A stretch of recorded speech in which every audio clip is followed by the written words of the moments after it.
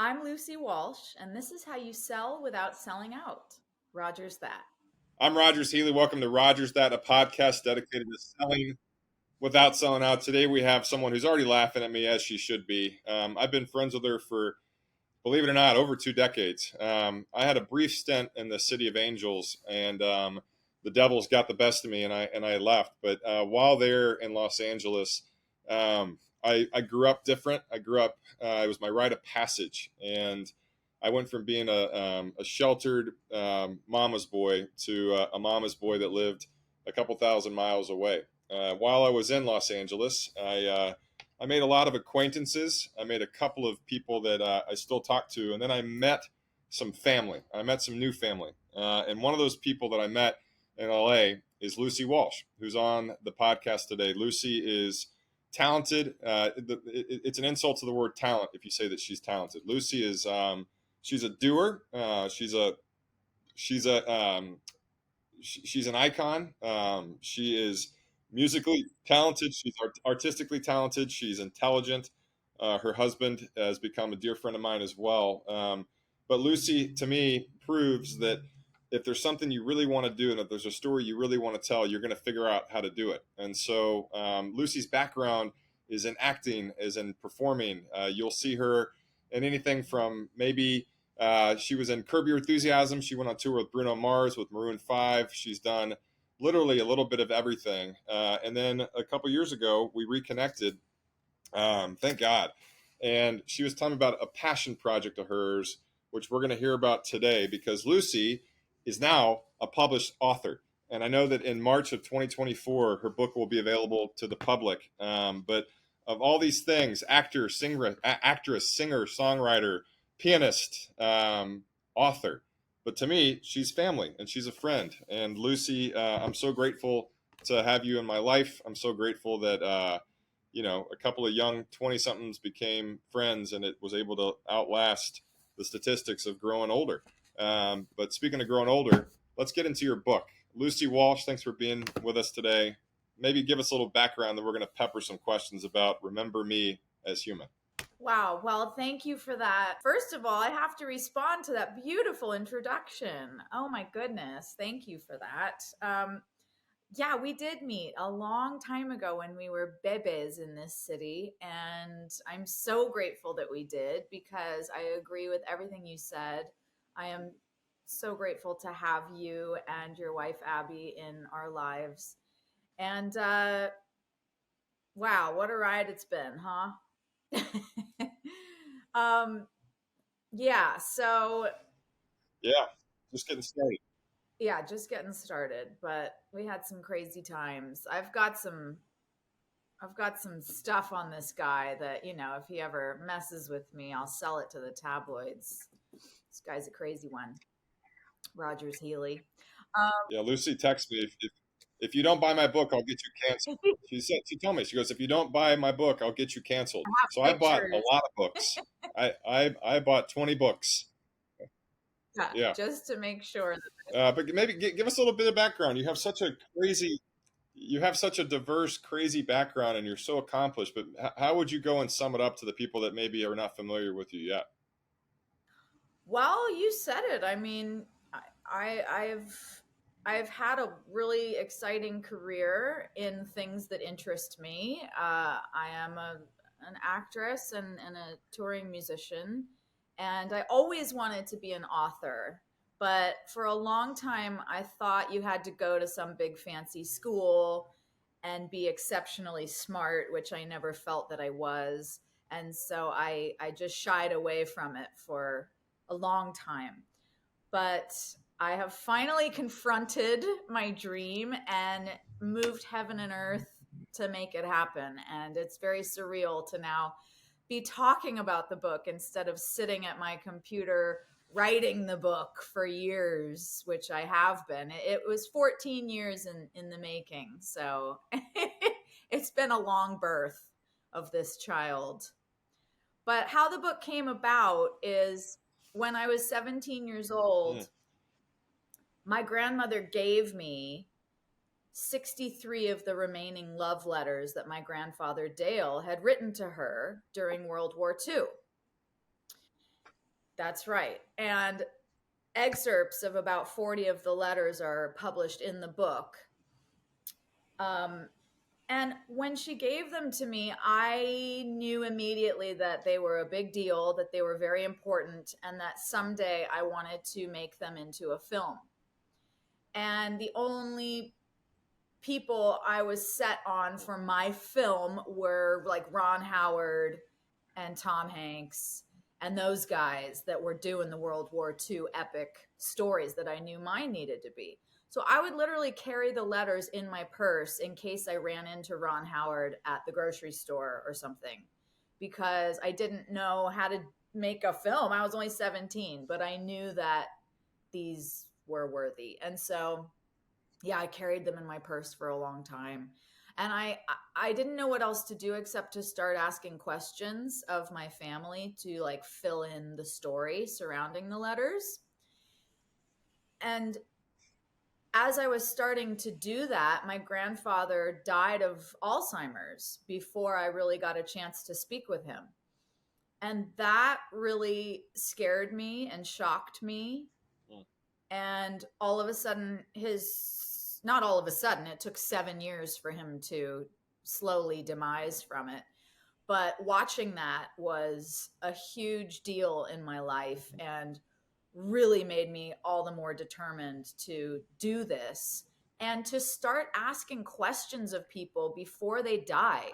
Because once we're gone, all our stories and memories are gone and there's no getting them back. And I don't think people are curious enough Mm. about each other until it's too late. And then they wish that they had asked more Mm. questions and knew each other better, but I don't think people are curious enough about each other. And that's a whole nother conversation about the age we're living in with this technology boom. But ultimately, losing my grandfather that way and not getting to ask him everything I wanted led me to interviewing my grandmother, Wanda, who the letters were written to, in her nursing home for 3 days when she was 97. And I'm really glad I did because she died 4 months later. So, this book, Remember Me as Human, is the story of those 3 final days that I spent with my grandmother in her nursing home, interviewing her about her life. And what began as asking questions about these letters really became this master class in what it means to be human and in truly living, which I wasn't expecting at the beginning of that process. Huh. I'm gonna share something with you before I forget. There's a gentleman that I had on this podcast a few years back, and there's a area we're going to get to where it's essentially the best advice, and the craziest thing you've ever heard that was a pivotal moment. And there's a guy named Craig that came on a few years ago, and he's become a dear friend now. But he said something to me that just stuck with me. He said, "You die twice, right? You die once when God takes you home and your body leaves, and you die the second time when someone says your name for the last time ever." Right. And I heard that. I was like, holy crap. Right. And I think what you've been able to do is Wanda's obviously in heaven, but you're able to go and help her memory and her legacy live on literally forever. And I think that's, again, one of the reasons that I wanted to just talk with you is that, yeah, I think that, as you get older, I think a lot of people really, they long for like access, right? And they long for opportunity. And I think that for some people, it's a blessing and a curse because you're so talented, literally with everything you've ever tried, you've gotten there. And I think that's just such a crazy feat in itself. But, you were 14 when you decided to commit to this. And for, almost 2 decades, you held it inside, right? What was the moment for people just to kind of hear this that you decided to actually become an author, right? Like, what was the trigger? Was it your grandmother passing away? Was it spending the time with her in the assisted living facility? When did you actually commit to putting this together, knowing that it wasn't going to happen overnight? It was after the interview, which was in 2010. So I interviewed her 14 years ago. Um, I had interviewed her. I had filmed it. Oh I boy. had this beautiful footage, and I was sitting on everything, and I was so frustrated with what to do because I had this film in my mind. This film. It needs to be a film. It needs to be a film. And I was so frustrated, and this voice in my head just said, write it down. Just write. Because, like, anytime I'm creating something or I'm going after a goal, Mm. I ask, like, if I ever get frustrated or I'm overwhelmed by the process, I just ask myself, what's a small step that I can control? Like, what's in my control to do next? And this voice just kept saying, you can write, just start writing it, and just write it down. It doesn't need to be perfect. And so I was not planning on a book at the time that I interviewed her. It was all for the sake of this film that I was imagining. But that's when the book came to me, was in Mm. the years after I interviewed her, not knowing what to do with everything I had. And you're right about dying twice Mm. and somebody saying your last name, your name for the last time being your second death. My my purpose in writing this book and keeping their names alive is really like a coping mechanism, like a trauma response from the Alzheimer's experience, so that Alzheimer's will never win. Like, I never wanted to let Alzheimer's win again after I Mm. saw what it did to my grandfather. And this book is really a bit of a trauma response for me in not feeling like I'm like preventing that from happening by keeping their names and their memories and their thoughts alive. Do you feel that it's the weight of a calling, right? I think that you've had callings before. I think I've had callings before too. Do you sometimes wish you're like, dadgummit, here it comes again, right? Where you're going to have to take action and you're going to have to take the responsibility for something. You're going to have to be the leader. What's that feeling like? You know, and I want to sidestep this too, where, you know, talent can be defined multiple ways, right? You just happen to be a great writer. You happen to be a great performer. You happen to be a great songwriter. You happen to be a great singer, right? But I think your talent also is just, it's in your heart, right? So, you know, what was that like to know that you're going to beat Alzheimer's? You're going to go and share the story of your grandparents, you know, romance. Was that something that you just couldn't sleep at night knowing you had to figure something out? What was that initial, you know, unraveling like? This was a very difficult process to write this book. I wanted to give up more times than I can tell you. To be poked with a calling from God, from the universe, however you think of it, is an annoying thing because it's inconvenient. It's like, okay, hello, you're going to go, you know, let's just say climb Mount Everest if that's your calling. And you're like, what? No, no, I don't want to, I'm afraid of that. You know, that's too big. That's too big. No, hello, you're going to, and if you don't listen to this voice, it's going to start poking you harder and harder, and then it's going to start hitting you, and then it's going to start punching you in the face. And so at some point you're going to have to confront what your Mm. soul is asking you to do. And and there were many times in this process where I was like I didn't know how to do it. I was on the ground crying, begging for answers. I didn't feel I could Mm. do it. I wanted to push it away, and I thought maybe, okay, maybe with all the information I've collected from my grandparents, maybe like my daughter in the future will take all of it and be the one to get it over the finish line. But then as I realized that I don't want to have children in this lifetime, I realized that shit, I am actually going to have to be the one that does this. And I would compare it to birth. I don't mean to disrespect mothers in any way, because I know that birth is like experience that you can't describe unless you've experienced it. But this book has been a birth. It has been very, very challenging for me, and a lot of pushing and breathing and hurting and and striving and sweating. a lot of crying.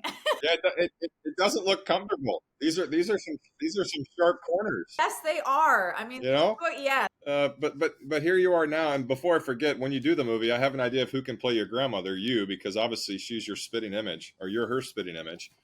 Um, take me back a little bit. Take me back a few years back, right? As a child and growing up in the industry and growing up in Los Angeles, where it's normal for people to just have crazy God-given talents. Do you remember how old you were when you realized, holy crap, I got something here, right? Whether it's singing or songwriting or acting, performing, writing.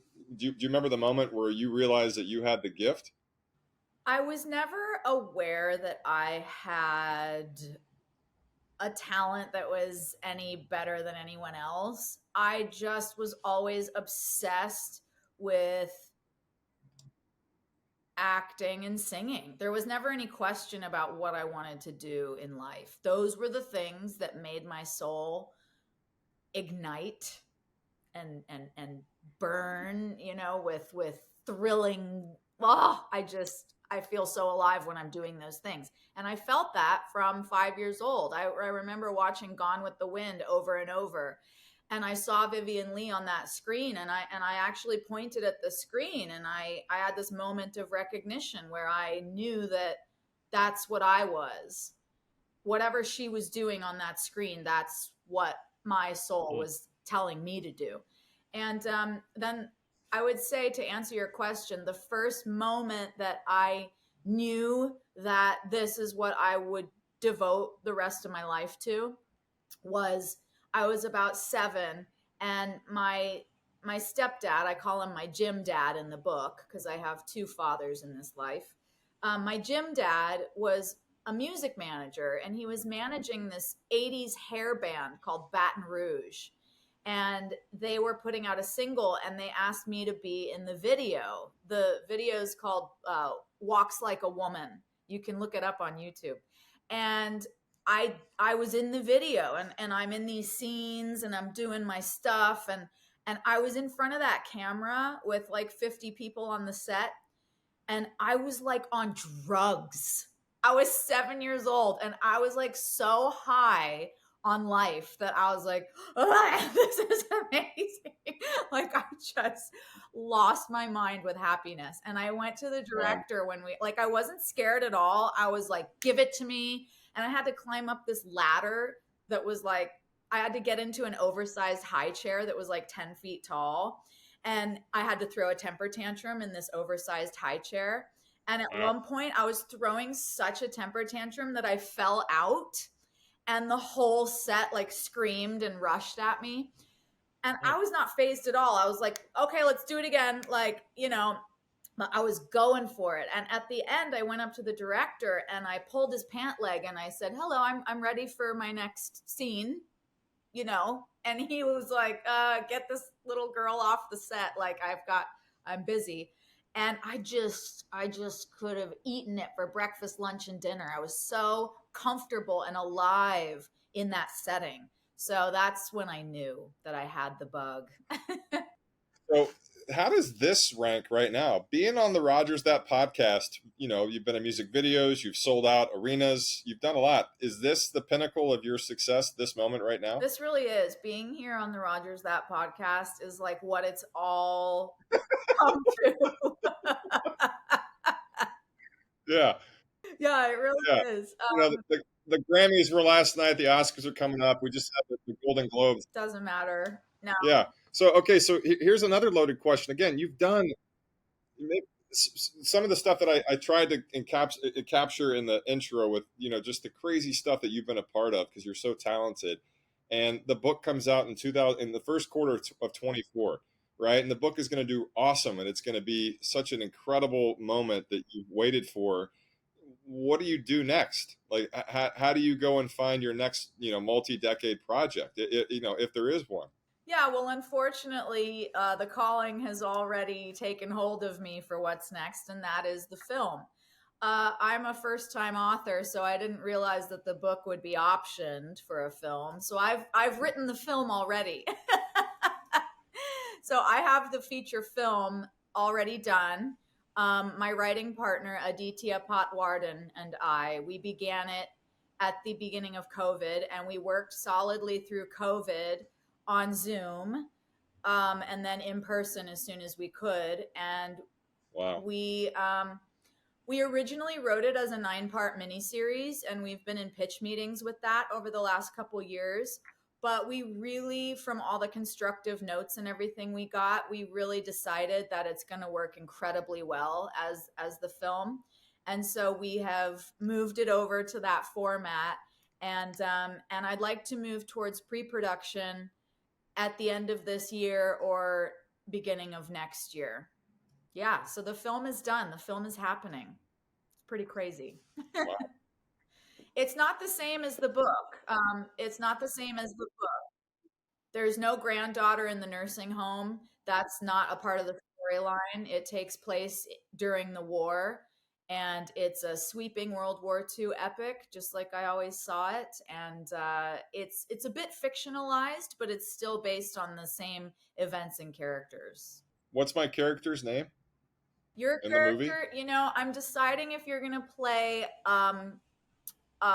like a guy in the army or if you're gonna play like a mechanic at the garage.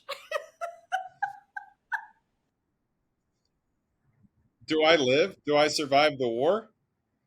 As long as Well, I survive, I don't care. As long as my calling to go back to where I don't ever want to. I don't ever want to get the calling to go to Mount Everest. You kept talking about that, and I was like, please. I hope that I don't have that feeling after today. I can't do it. I would literally die. I know, no, please. And I'm so obsessed with Mount Everest and with like shipwrecks and these.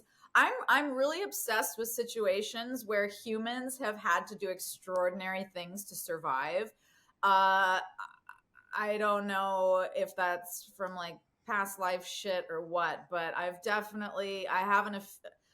like an affinity with being on the ocean and being up on top of mountains. It's very, very interesting to me. But as far as your character in the film, I think you can take like we'll have some meetings about it. We'll discuss like where you see your character going, the backstory, like what you want your name to be. Yeah, We'll figure it out. yeah. No, fair enough. And I just made a note too. I'm never going to travel with you and Will. I don't want to be, the next book where you're like, oh my god, it finally happened. I was part of a catastrophe. Here's my next inspo. Where's Rogers? Oh, dang it, we lost Rogers. Where's Um, Roger? okay, so Where's back with the Roger? book and back to the, you've got an incredible PR team, you've got an incredible brand around you, and you're about to go on a different kind of tour, right? So, like as a musician, you've got your tour dates set, you kind of know what you're going to go do. You maybe play a version of the same songs to a different crowd. There's obviously some invigoration and something like that, but what are you most excited about knowing that you literally are about to go on tour? You got press, you got TV, you got radio, you got you know journalists kind of coming after you. What's the most exciting part about the fact that you've never done that before and this is not necessarily your first rodeo? Well, for me, the exciting part of what's happening right now with the book is that I'm in a much different place than I was in the past as I've been an actor and a musician. I'm in a place now where what's becoming more and more important to me is connecting with people and spreading this message that we are all the same in our humanity and in what makes us human. And I stand for nurturing that connection and really bringing people together to have real conversation and to um, to just celebrate that we're all imperfectly, pathetically, gloriously human. I've got a lot of plans. I do life coach. I do a lot of life coaching at this point. I began my own performing arts studio a few years ago, the Lucy Walsh Performing Arts Studio. And through the music, my work has really kind of morphed into more life coaching than music coaching because people need help and support. And so through the book, I am designing what I'm calling the human course. And these will be training programs virtual training courses that I'm designing as a jumping point from the book and Mm. what the message that it brings. Um, Something I hope the book will drive home is for us to be more curious about each other and to ask the questions while we have each other here. And I can't tell you how many conversations I have, and I'm sure you know what I'm talking about, where the other person doesn't ask you a single question about yourself. And it's such a strange experience. I can't really make sense of it. But what I do know is that where we are with technology and social media and AI is causing total disconnection from each other. And it causes people to not know how to communicate in real life.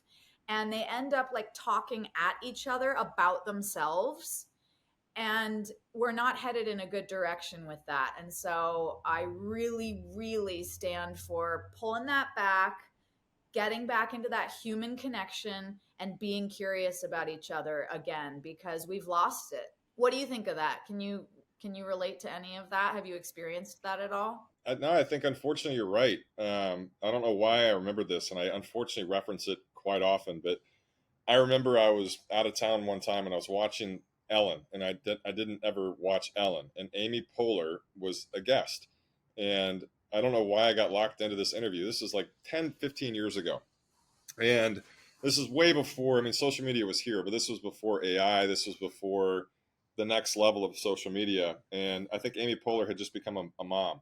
And Ellen just was like, what is it like being a mom? What do you want to go and lead your kids with? And she's like, out of all the things that scare me, the phone, scares me the most, because as adults, and as you and I are both, I think, Gen X or millennials, who knows, but the simple life skills that you and I, that just come second nature, right? She goes, out of everything that I'm afraid of, with the iPhone, the iPad, everything, the one thing I'm most afraid of is my child is not going to know how to make eye contact.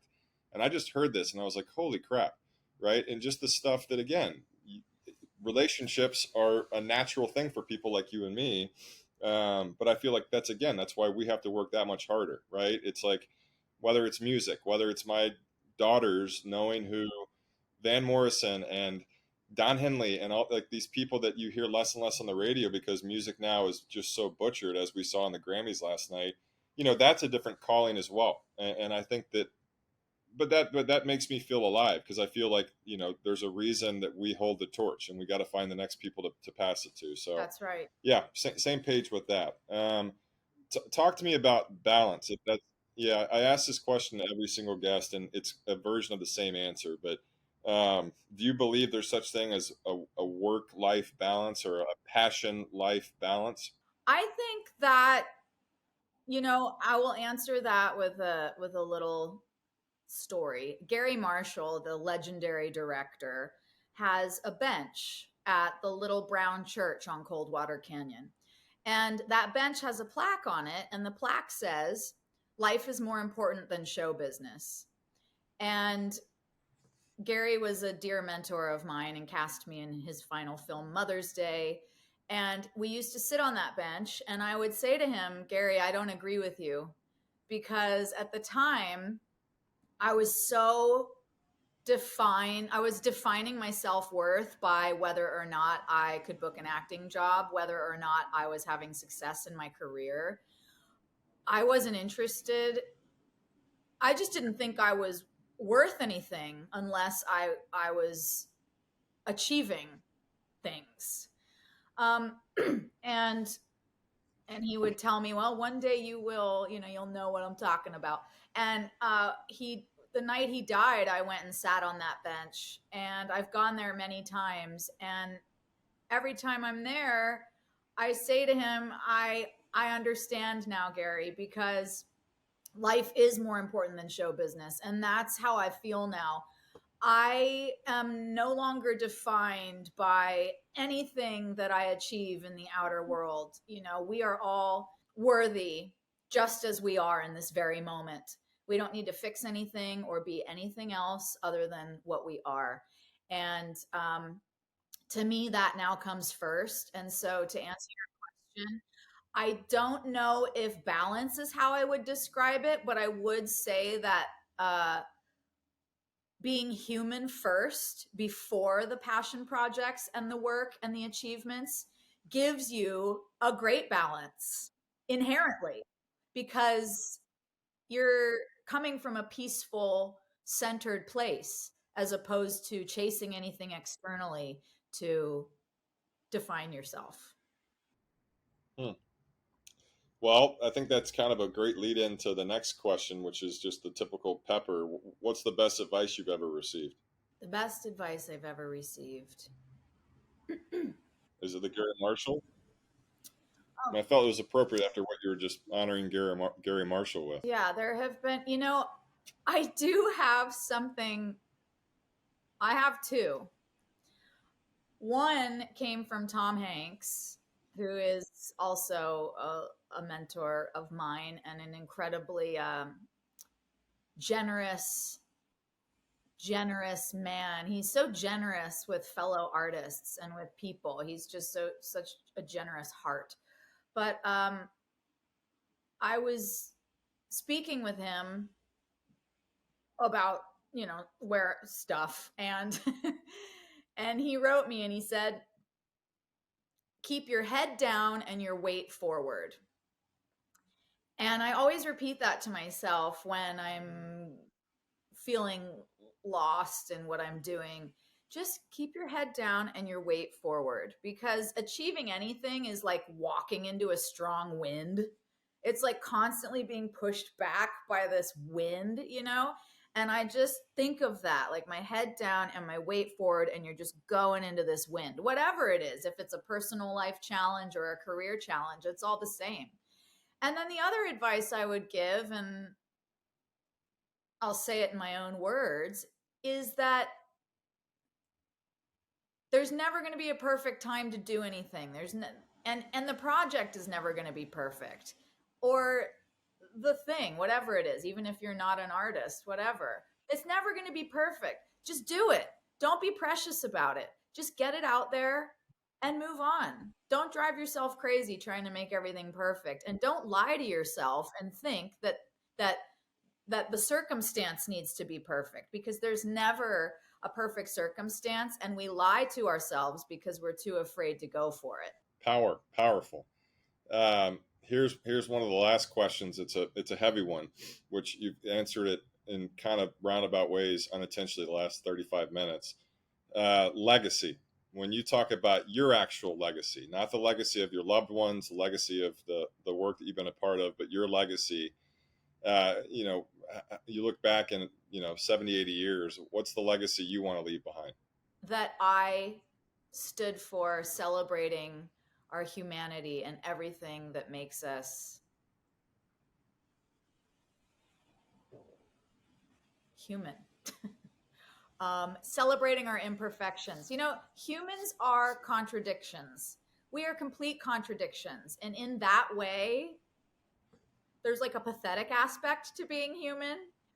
But on the other side, we're these extraordinary beings that just do so many incredible things. But it's both at the same time. I'm fascinated by that, because like humans, we all will like say we believe in something and then we'll do the opposite, or we'll make a promise and then we'll break it. We'll and we're beautiful in that way. But I stand for celebrating that. That's the legacy I'd like to leave. And that, paired with being more invested in each other and not taking each other for granted, not putting each other in a box and just assuming that we know who the other person is, not putting ourselves in a box, because we have no idea who we really are.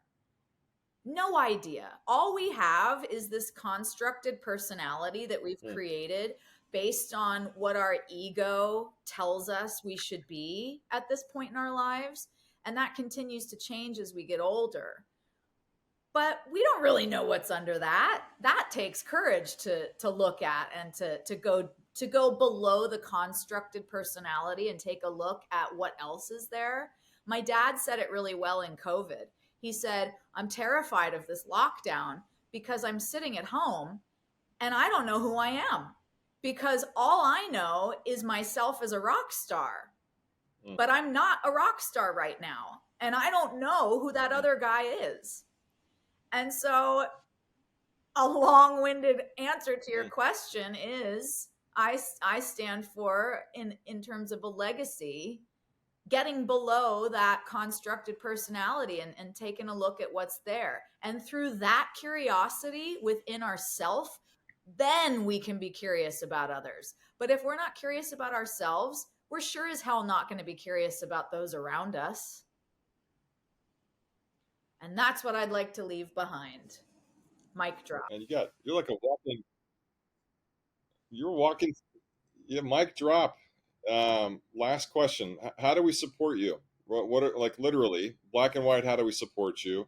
How do we buy the book? How do we go in and keep updated about the movie that's coming out? What's the best way to support Lucy Walsh? The book is available March 12th on Amazon. All formats. We've got hardcover, paperback, ebook, and I've recorded the audiobook myself. And you can follow me on socials. I'm the Lucy Walsh. Please keep in touch. Please check in. Please tell me how you like the book. And that's where all the exciting things are happening. The Lucy Walsh. I wonder what that Lucy Walsh is up to. She's about to get crushed. When the Lucy Walsh has her book come out, that Lucy Walsh doesn't know what she's got coming for her. Well, those Lucy Walsh again, we're gonna we're gonna crush her, and we're all gonna buy the book, and eventually Lucy will be coming to a town near you where she can sign the book for you. Um, but I'm proud of you. It's been so fun to watch the evolution of you and your journey and just who you are as a person. And I'll tell you that there's a lot of words that I can use to describe you, but I would say the one word, if I had to choose it, is authentic. You've always been yourself, and you've always found a way to do it with your own spin. And I think that that's really, really hard, especially when statistically, what people like you and me do for a living, we're not supposed to make it, right? Right. And I think that one of my biggest fears is making it, which I don't ever want to get to the point where I'm like, oh my god, I figured it out. It's like you have to always be perfecting your craft, and I think that's what a true artist does. So, congrats to you. Excited to be a part of the first purchase of a number one bestseller, and excited to see that Lucy Walsh and those Lucy Walsh. Their accounts are going to just falter after this episode comes out because they mean nothing compared to the Lucy Walsh. That's right. Um, Lucy Walsh. any final nuggets? Anything you want to end it with? I think the last nugget is my word for Rogers Healy. I think it would have to be Mechanic. Army guy number 7. No, no, no. I think it would be my word for you, Rogers, would be innovative because you are, I mean, I could sit here and give this interview to you, and actually that would be really fun if I interviewed you on your own podcast because you are somebody that, Lucy, that yeah, Lucy's that. But since I've known you, God, you've always been such an innovator, and talk about giving something your own spin. You really disrupted LA when you came here in the best way because I'd never met anybody like you before. And you were on a mission. You always have been. And you made it go your way. You took matters into your own hands from the very beginning. And that's, I guess, the nugget I would leave people with is you don't have to wait on anyone else to give you a green light for the things you want to achieve in your life. I understand that seems like a crazy thing to say because we're in like these industries where there are so many moving parts. But ultimately, like for instance, when I met Rogers, he was starting to get into real estate and he made his own shirts and he had all his friends wearing them and taking pictures in them. And that marketing move really led to big things that started the foundations of where he's at today. And that was Rogers being innovative and smart and self-sufficient to go, okay, what can I do? What's in my control to do next? Oh, I could make a t-shirt. That's a perfect example of the next step within your control. And that's why I chose to self-publish this book, is because I didn't want to wait on my big power teams to get me deals or tell me that they approved of what I was doing. There it is. That book is in creation now because I took matters into my own hands and I didn't wait on anyone else to approve what I was doing. And that's the answer. So, my word for you is innovative, and I can't wait for your audition for the film. That will really determine, whether you're going to be the mechanic or the army guy. We'll see what you bring in the audition. Yeah. Well, I'll I'll bring a mustache. I'll bring some oil, and I'll bring my Yukon. But then I'm also going to bring a mechanic because I don't know how to do anything. I'll bring Abby. Yeah. I'm getting more mechanic vibes from you because I would never ask you to shave your mustache to be in the army. So I wouldn't want to take that away from you. That would be devastating. So I think we're moving more towards, Fair enough. guy at the gas station in the 40s. It'll be fabulous. Yeah. No. How you doing, sir? How you doing? Is that a Ford model? A model? Is that a Ford car from Henry Ford? Wow, must be nice. I'm gonna go home on my bicycle now. How about that? Is that good? I mean, I think we should let your listeners decide. Vaudeville, eh? Well, that Charlie Chaplin guy's really got something going for him. So yeah. Anyway, yeah, y'all think I'm just a podcast host. I'm more than that. Y'all want you to remember me as human too, as a human mechanic. So, um, Wow. Lucy, I'm proud of you. I'm grateful that you gave us the gift of your time, and it's so fun supporting you, even if it's not in the same room or the same city. But I love you. It's an honor to call you a friend, and I can't wait to hear about the continued successes of the book, the movie, and beyond. I love you too. Thank you so much for having me. I can't wait to meet all your listeners. The end. The end. Mwah.